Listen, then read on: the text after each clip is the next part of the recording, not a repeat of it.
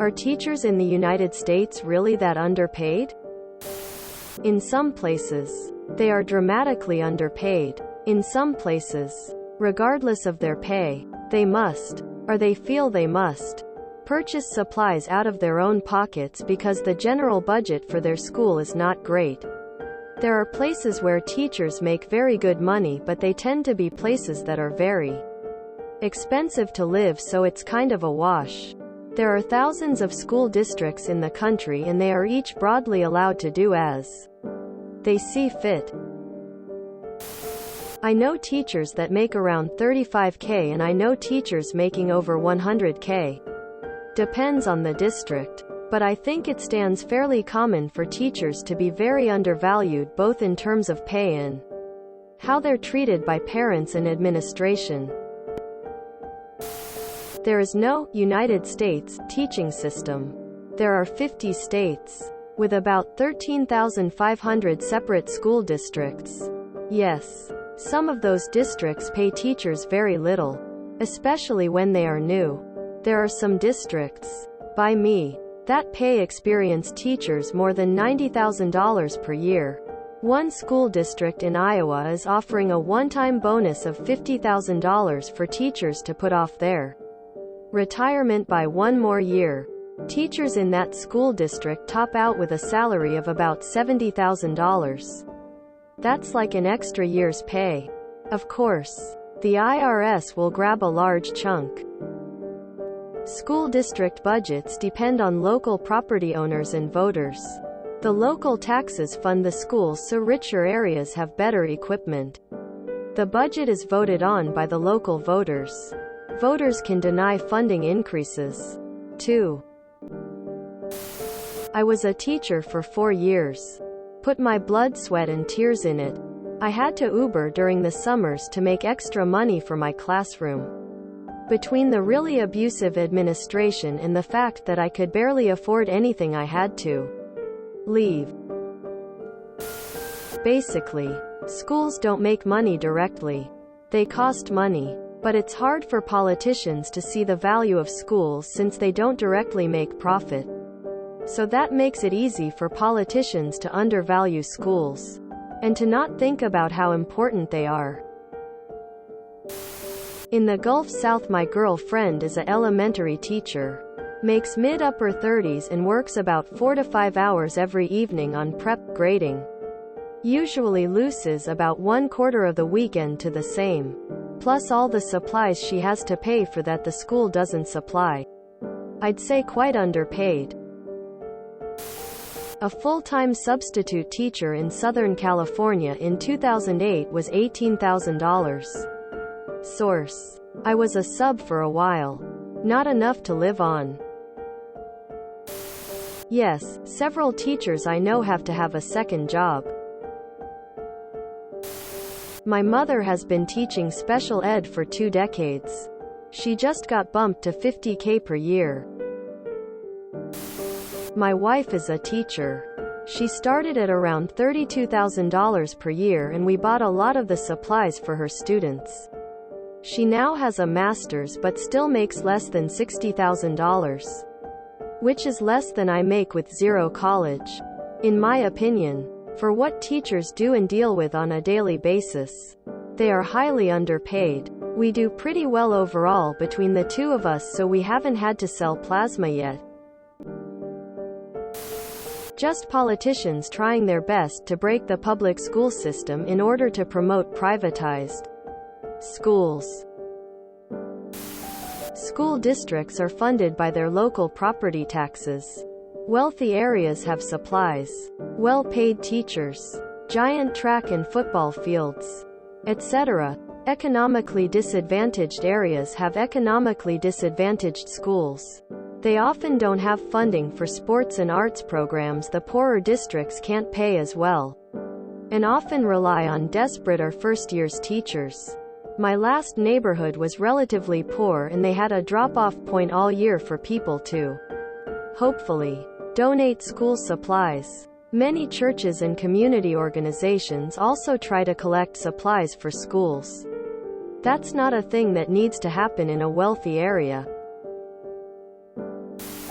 I taught school in a rough neighborhood. I got exasperated with one student BC. He wouldn't stop shuffling his feet. Then I noticed his shoes were tiny. I ended up buying shoes for him, his sister and 2 little brothers. It was sad. And I didn't mind spending my money. That's not a school supply.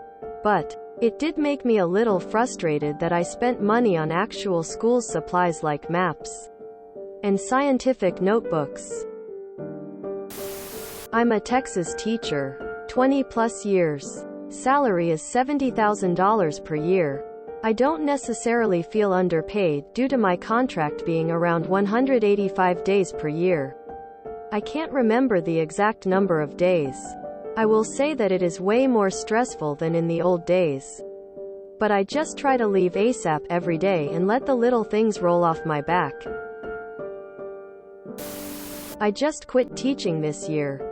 I have a master's degree and the price of daycare for 2 per month was just about the same as my paycheck. So, I quit and my children aren't allowed to become educators. I wouldn't wish that life on anyone. My wife works for a private school. She makes $16 an hour with no benefits. Really depends on the area. The richer schools, the teachers can make 6 figures and things they need are provided. While in my school they seem to be making 40 to 60K. Never really gave me exact numbers. But had good benefits, but also sometimes had to buy their own stuff. It really depends on where you live. School districts are funded primarily through the property taxes of the county they belong to, supplemented by state and federal funding. Possibly also by the local municipalities, but that's a maybe. A lot of areas have well-compensated teachers. I knew a 2nd grade teacher who, after teaching for 25 years, was making about $120,000 a year with a school district in the Chicago suburbs. Property values in Chicagoland can be quite high and therefore teachers can find high-paying jobs here.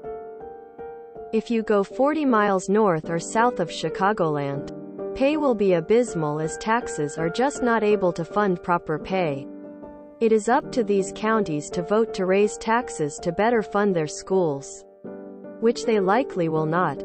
CPS is a whole different story, and not all Chicago public schools are created equally. There is also an overabundance of admin positions within education, and medicine for that matter.